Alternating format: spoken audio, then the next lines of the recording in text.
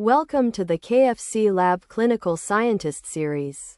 Today, we are conducting a deep dive into advanced analytical quality management, specifically focusing on the implementation of Sigma metrics.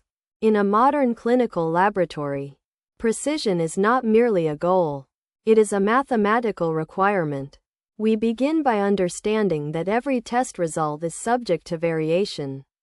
Our role as clinical scientists is to quantify that variation and ensure it remains within medically useful limits. When we discuss the total allowable error, or TEA, we are establishing the boundary between a clinically valid result and a potential diagnostic error. By aligning our internal quality control with external proficiency testing data, we can calculate the sigma metric for every analyzer in the facility.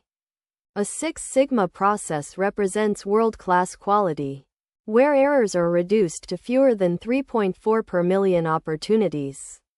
This level of reliability allows us to optimize our control frequency, reducing waste and ensuring that patient safety is never compromised by analytical drift.